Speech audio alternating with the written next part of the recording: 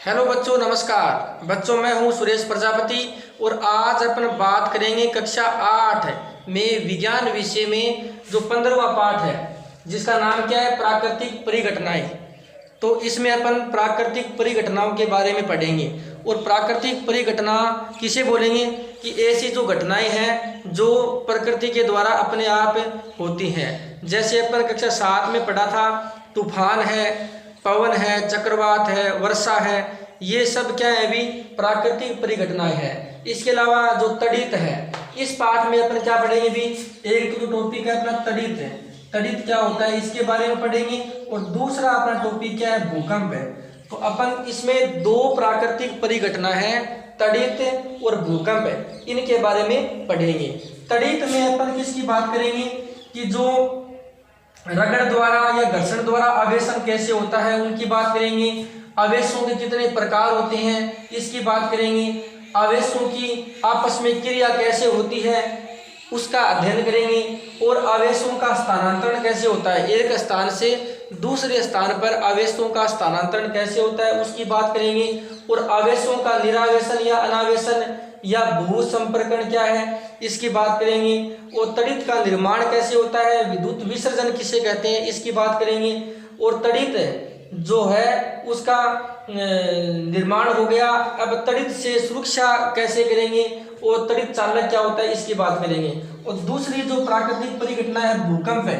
ये भूकंप क्या है, भूकंप कैसे आता है और भूकंपीय क्षेत्र किसे कहते हैं, केंद्र किसे कहते हैं, भूकंप भ्रमण क्षेत्र किसे कहते हैं और भूकंप तरंग किसे कहते हैं, भूकंप का मापन कैसे करते हैं, इन चीजों की अपन इस पाठ में बात करेंगे। तो सबसे पहले अपन बात करते हैं तड़ित की कि भी तड़ित क्या होती है, तड़ित क्या होती है।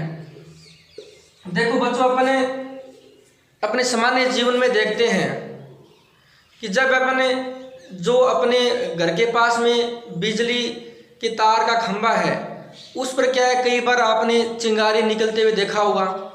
या जो आपके घर के पास में ट्रांसफार्मर लगा हुआ है उस पे आपने जो विद्युत तार हैं उनमें जो चिंगारियां निकलते हुए देखा होगा आग के रूप में। या फिर अपने घर पे जो तार हैं जब अपन बिजली फिटिंग करते हैं या अपन बोर्ड में जो प्लग है बिजली का उसमें कोई अपन विद्युत का यंत्र लगाते हैं तो उसमें क्या चिंगारियां उत्पन्न होती है, कई बार देखा होगा आपने। तो वो चिंगारियां क्या होती है भी, एक तड़ित का ही रूप होती है। क्या होती है, तड़ित का ही रूप होती है। और सामान्य जीवन में बात करें कि अपन जो ऊन के हैं या पॉलिस्टर के जो कपड़े हैं उनको अपन कई बार देखते हैं, जब अपने निकालते हैं कपड़ों को या पहनते हैं तो उनमें से क्या है, जो चटपट की आवाज़ के साथ में क्या निकलती है भी, चिंगारियाँ निकलती है ना। तो वो चिंगारियाँ कैसे निकलती है। इसके अलावा अपन बात करें कि जो कई बार अपने कपड़े निकालते हैं, पहने हुए कपड़े निकालते हैं तो क्या होता है भी, अपने बाल खड़े हो जाते हैं, शरीर के जो बाल हैं वो खड़े हो जाते हैं, यानी कपड़े की ओर आकर्षित होते हैं, कपड़ों की चिपकते हैं। तो वो कैसे होता है। इसके अलावा बात करें कि अपन कोई पेन है या कंघा है वो बालों में रगड़ते हैं, या अपन जो कंघे से बाल बनाते हैं तो बाल बनाने के बाद में जब उस कंघे को छोटे छोटे कागजों के पास में ले जाएंगे ना तो वो कागज क्या है भी उस कंघे के चिपकेंगे, या जो मिट्टी के कण हैं वो भी क्या है, चिपकेंगे। मैं जैसे आपको करके दिखाता हूँ, जैसे ये पेन है, इसको मैं बालों में रगड़ रहा हूँ। और जैसे ये मैं छोटे छोटे क्या लिए भी, कागज के टुकड़े ले लिए, हाथ में क्या ले लिए भी, कागज के टुकड़े ले लिए। ये मैंने कागज के टुकड़े ले लिए हाथ में, ठीक है। अब मैं इस पेन को अपने बालों में रगड़ रहा हूँ, बालों को पेन से रगड़ रहा हूँ। अब इस पेन को जब इन कागजों के पास में ले जाऊंगा तो कागज क्या अभी इसकी ओर प्रतिकर्षित हो गए।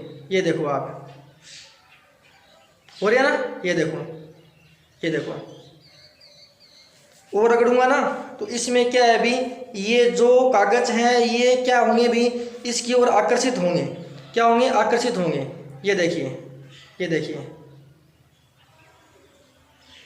हो रही है ना, ये देखिए इसमें जो कागज हैं वो इसके चिपक गए। ऐसा क्यों हुआ अभी, अब ज़्यादा रगड़ेंगे ना तो क्या है भी, ज़्यादा कागज क्या है भी इसकी ओर आकर्षित होंगे, इसके चिपकेंगे।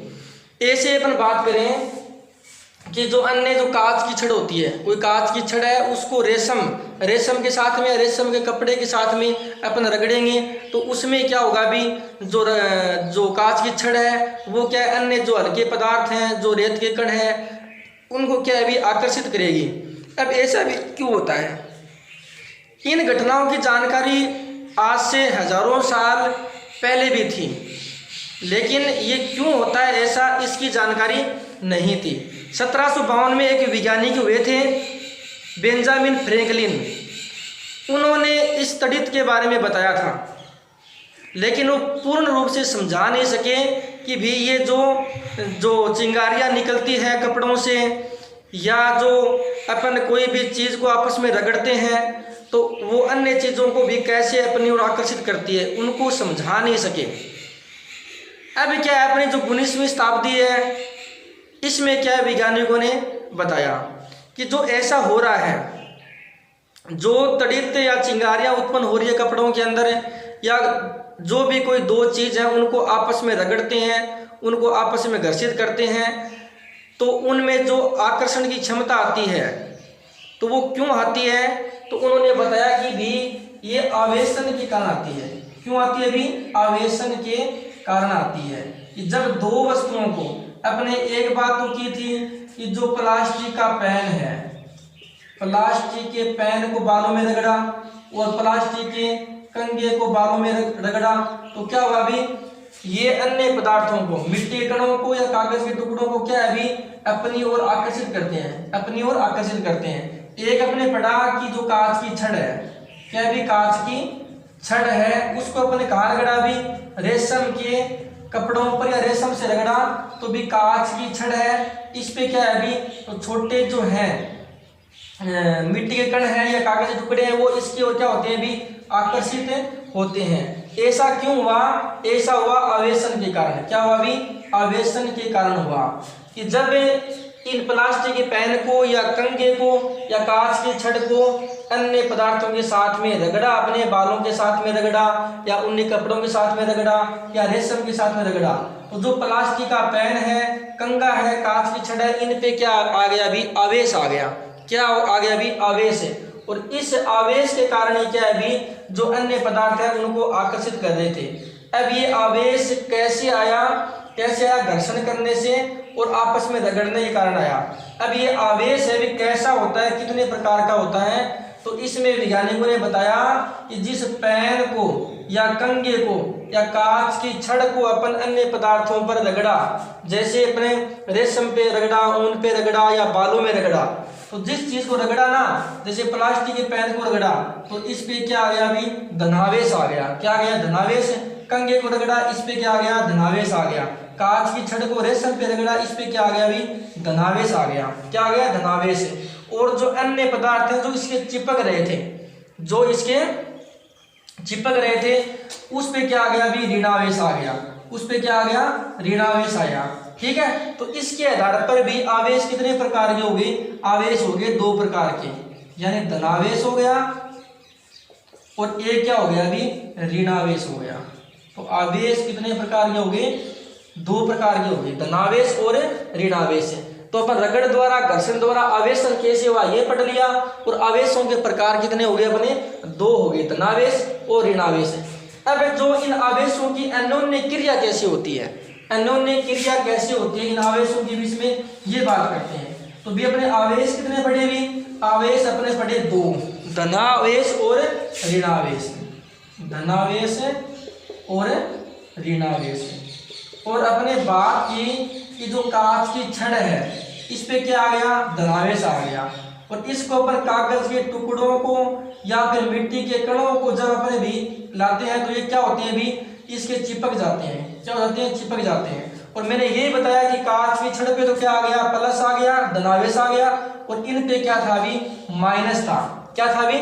माइनस था, जिसके कारण क्या है भी, ये इसकी ओर आकर्षित हो, चिपक रहे थे। चिपक रहे हैं मतलब इसका क्या हुआ कि जो ऋणावेश है और धनावेश है, तो ये आपस में क्या होते हैं भी? आकर्षित होते हैं। यानी ऋणावेश और जो धनावेश है वो आपस में क्या होते हैं? आकर्षित होते हैं। आकर्षित होते हैं। और अब जब इस कांच की जो आवेशित कांच की छड़ है इसके पास में कोई अन्य आवेशित कांच की छड़ लाएंगे ना तो ये क्या होंगे भी प्रतिकर्षित होंगे। जब प्लस धनावेश के पास में धनावेश लाएंगे तो ये क्या होंगे भी दूर जाएंगे, एक दूसरे से प्रतिकर्षित करेंगे। क्या करेंगे? प्रतिकर्षित करेंगे। क्या करेंगे? प्रतिकर्षित करेंगे। तो इसका मतलब क्या हुआ गया कि आवेश है वो अन्योन्य क्रिया करते हैं। और कैसे करते हैं? आकर्षण की और प्रतिकर्षण की। आकर्षण कौन करेगा? कोई भी जो दो असमान आवेश है वो तो क्या करेंगे भी एक दूसरे को आकर्षित करेंगे। क्या करेंगे? आकर्षित करेंगे। ठीक है। और दो समान जो आवेश होंगे वो क्या करेंगे भी प्रतिकर्षित करेंगे, एक दूसरे को प्रतिकर्षित दूर जाएंगे। चाहे माइनस माइनस हो चाहे प्लस प्लस हो, ये दूसरे को प्रतिकर्षित करेंगे। तो ये क्या हो गया अभी आवेशों की अन्योन्य क्रिया हो गई। अब अपन बात करते हैं कि जो आवेशों का स्थानांतरण कैसे होता है। आवेशों का स्थानांतरण कैसे होता है एक स्थान से दूसरे स्थान पर। अब जो धनावेश और ऋणावेश बना था, धनावेश और ऋणावेश बना, कोई चीजें आपस में रगड़ी थी, अपने कांच की छड़ रगड़ी थी, अपने कंगा रगड़ा था और अपने एक पेन रगड़ा था। इन पे क्या आ गया अभी धनावेश आया था। क्या आया था? धनावेश। और इनसे जो चीजें आकर्षित हो रही थी इनकी ओर, उन पे क्या आया था? ऋणावेश आया था। क्या आया था? ऋणावेश। अब जो धनावेश और ऋणावेश उत्पन्न हो रहे हैं ना, रगड़ के कारण जो आवेश उत्पन्न हो रहे हैं, ये आवेश क्या है अभी स्थिर आवेश है। इन्हें स्थैतिक आवेश कहते हैं। इन्हें क्या बोलते हैं? स्थैतिक आवेश बोलते हैं। यानी ये आवेश क्या है अभी स्थिर है, गतिशील नहीं है। ये आवेश क्या है? गतिहीन है। क्या है अभी? गतिहीन है। और जब ये आवेश गतिशील हो जाएंगे, जब ये आवेश क्या हो जाएंगे? गतिशील हो जाएंगे, तो भी क्या उत्पन्न होती है? विद्युत। तब विद्युत का निर्माण होता है। क्या होता है? भी विद्युत का निर्माण होता है। जब ये आवेश गतिशील हो जाएंगे तो क्या होता है? अभी विद्युत का निर्माण होता है। अपने घरों में जो विद्युत है, जो विद्युत है वो क्या है अभी ये धारा, ये भी धारा रूप में या गतिशील आवेशों का रूप ही है। ठीक है। गतिशील आवेशों का रूप है। जो अपने घरों में तार हैं उनमें जो दो तार होते हैं, उन दोनों तारों में एक तार में तो क्या जा रहा है अभी धनावेश जा रहा है, एक में क्या जा रहा है? ऋणावेश जा रहा है। इनमें आवेश बह रहे हैं। अब मैं बात करूं जैसे यहाँ कोई पलक है, क्या है अभी यहाँ कोई पलक है, ठीक है, और इसमें क्या है अभी विद्युत है, और मैंने कोई तार लिया, एक क्या लिया? तार। और इस तार को, ये कोई तांबे का, लोहे का या सिल्वर का तार है, मैंने इन तारों को क्या है बोर्ड में जोड़ा नहीं है, तो ये तार है, इनमें क्या आवेश है? आवेश हो सकते हैं, लेकिन ये आवेश क्या है? गतिहीन है। क्या है? भी गतिहीन है, गतिशील नहीं है, तो इनमें धारा प्रवाहित नहीं होगी। जब इन तारों को मैं इस बोर्ड के अंदर लगा दूंगा तो यहाँ पे क्या आ जाएगी? भी विद्युत आ जाएगी। और क्यों आ जाएगी? क्योंकि इसमें क्या हो रहा है? भी आवेशों का प्रवाह हो रहा है। क्या हो रहा है? आवेशों का प्रवाह हो रहा है। एक तार में धनावेश है, एक में क्या है? भी ऋणावेश है। ठीक है। और ये दोनों क्या करते हैं? भी एक दूसरे को आकर्षित करते हैं, धनावेश और ऋणावेश।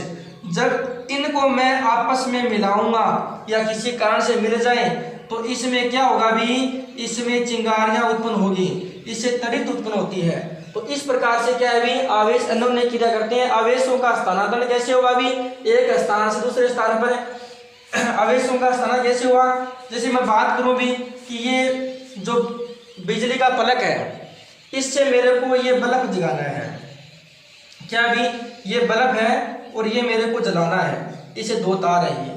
अब यदि मैं कोई लकड़ी से, दो लकड़ी ली मैंने और दो सूखी लकड़ी ली, वो इन लकड़ियों को मैंने जोड़ दिया यहाँ से, क्या इस लकड़ी के द्वारा विद्युत आएगी?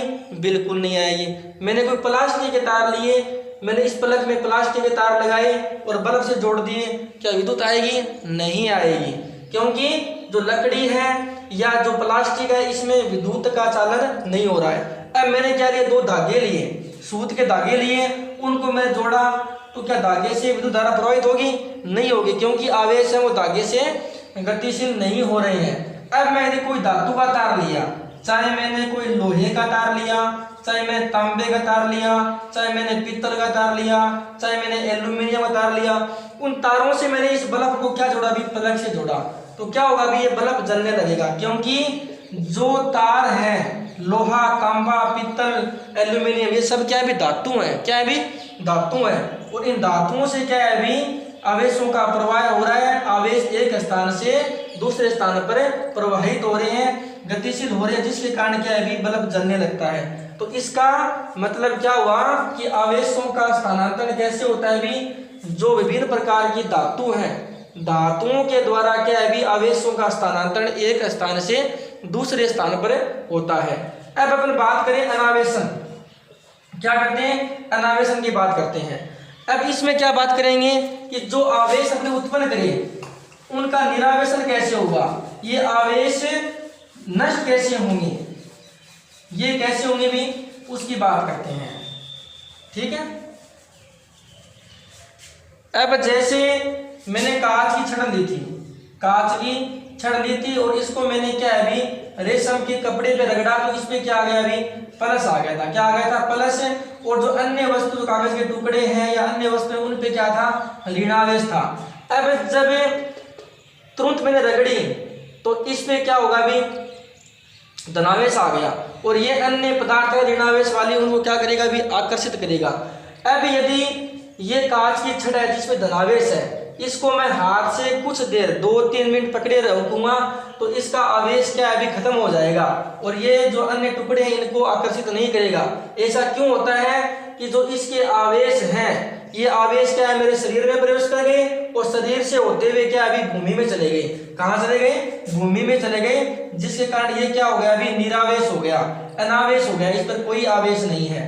क्या अभी कोई आवेश नहीं है। इसका अपन पता कैसे कर सकते हैं, अभी ऐसे कर सकते हैं कि अपन कोई एक पानी का पात्र लेंगे, क्या लेंगे, पानी का पात्र लेंगे और उस पे क्या है, अभी एक गत्ते का गत्ता लगा दिया, गत्ते का टुकड़ा लगा दिया, बंद कर दिया। इसमें अपन एक छेद करते हैं और इस छेद से क्या है, अभी अपन एक जो लोहे का तार है, चालक तार है, वो लगाते हैं, मुड़ावा लगाते हैं। ठीक है। और इसमें अपन क्या है, अभी तांबे की 2 पतरी ले लेते हैं, धातु की 2 पतरी ले लेते हैं और उनको अपन इसमें खड़ी रूप में लगा देते हैं। क्या अभी खड़ी रूप में इस धातु की जो है छड़ है उसमें पन्नी लगा देते हैं। अब क्या है, अभी एक कांच की छड़ लेते हैं और उसको रेशम के कपड़े पे अपन जोर जोर से घर्षित करते हैं, उसको रगड़ते हैं, तो इस पे क्या आ जाएगा, अभी धनावेश आ जाएगा। क्या आ जाएगा, धनावेश। और इसमें क्या है, पानी भरा हुआ है, पानी भरा हुआ है। जब इस कांच की छड़ को अपन इस धातु की छड़ के पास मिलाएंगे ना, तो भी कांच के छड़ में जो धनावेश है वो कहाँ जाएंगे, भी इस लोहे की छड़ में जाएंगे, छड़ में जाएंगे और छड़ से होते हुए क्या है, अभी जो 2 तांबे की तो कॉपर की पत्तियां इनमें जाएगा। अब इसके अंदर भी प्लस है और इसके अंदर भी प्लस है। इन दोनों छड़ियों के अंदर क्या है, अभी दोनों पत्तियों के अंदर क्या है, प्लस प्लस है, धनावेश इसमें, धनावेश इसमें है। तो जैसे इसमें जाएगा ना, तो ये पत्तियां क्या हो जाएगी, दूर दूर जाएगी। दूर क्यों जाएगी भी, क्योंकि समान जो आवेश है वो एक दूसरे को प्रतिकर्षित करते हैं। तो ये पत्तियां कैसे हो जाएगी भी, दूर दूर ऐसे हो जाएगी, दूर दूर ऐसे हो जाएगी। अब कुछ देर बाद में क्या है, जो कांच की छड़ है उसको अपन हाथ से छूते हैं, छुए रखेंगे, तब क्या होगा भी, जो इस छड़ के अंदर आवेश थे, ये आवेश क्या है, अपने हाथ से होते हुए क्या चले जाएंगे भी, भूमि में चले जाएंगे, जमीन में चले जाएंगे। तो ये क्या छड़ क्या भी, निरावेश हो जाएगी, निरावेश हो जाएगी। तो इसमें भी आवेश नहीं रहेंगे और जो तांबे की पत्तियां उसमें भी आवेश नहीं रहेगा। आवेश नहीं रहेगा तो वापस क्या है, वो उसी स्थिति में आ जाएगी। तो इस प्रयोग से अपन समझ सकते हैं कि जो आवेश हैं वो एक दूसरे को आकर्षित करते हैं, समान है तो वो एक दूसरे को प्रतिकर्षित करते हैं, अलग अलग है तो क्या करते हैं, अभी आकर्षित करते हैं। और इनका अनावेशन कैसे होता है, अभी भू संपर्क से। यदि कोई आवेशित वस्तु है वो भू संपर्क में आ जाएगी तो वो क्या हो जाएगी, निरावेश हो जाएगी, अनावेश हो जाएगी। ठीक है। तो अनावेशन ऐसे होता है। अब भू संपर्कण क्या होता है, तो भू संपर्कण क्या है, अभी भू संपर्कण यानी कोई भी आवेशित वस्तु है जिस पर क्या है, अभी आवेश है, अब उस आवेश को भूमि में भेज कर अनावेशन करने की प्रक्रिया को, यानी उन आवेशों को नष्ट करने की प्रक्रिया को क्या बोलते हैं, भी भूमि संपर्कण बोलते हैं। क्या बोलते हैं, भूमि संपर्कण। जैसे अपन कांच की छड़ है उस पे अपन आवेश उत्पन्न किए रेशम से रगड़कर, उस पे क्या आ गए, धनावेश आ गए।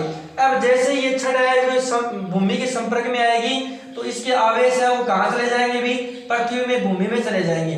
तो जो भूमि के संपर्क में लाकर जो आवेशों को अनावेशन करने की प्रक्रिया है उसे क्या बोलते हैं भी, भू संपर्कण बोलते हैं। अब आगे अपना टॉपिक क्या है, तड़ित का निर्माण। कि तड़ित का निर्माण कैसे होता है। तड़ित यानी जो वर्षा के समय, बारिश के समय जो आकाश में बिजली चमकती है, चिंगारियों के रूप में अपने को बिजली दिखती है, कड़कड़ाहट के रूप में बिजली दिखती है, वो क्या होती है भी, तड़ित होती है। अब उस तड़ित का निर्माण कैसे होता है। अपने कक्षा 7 में पढ़ा था कि भी जो वायु होती है, वायु होती है वो वायु गर्म होने पर क्या भी, वायु गर्म होने पर क्या उठेगी भी, ऊपर उठेगी। वायु गर्म होने पर क्या हो जाती है, हल्की हो जाती है और क्या है भी, वो पृथ्वी से ऊपर उठेगी।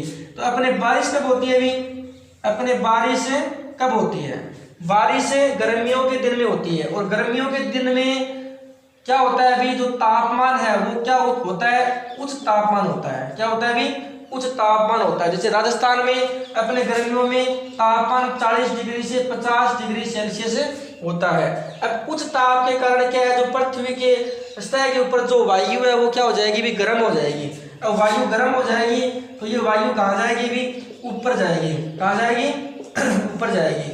अब ऊपर जाने से क्या है भी, जो यहाँ का वायु दाब है क्या है भी, वायु दाब क्या हो जाएगा भी, कम हो जाएगा। वायु दाब कम हो जाएगा। तापमान बढ़ने से वायु दाब कम हो जाता है।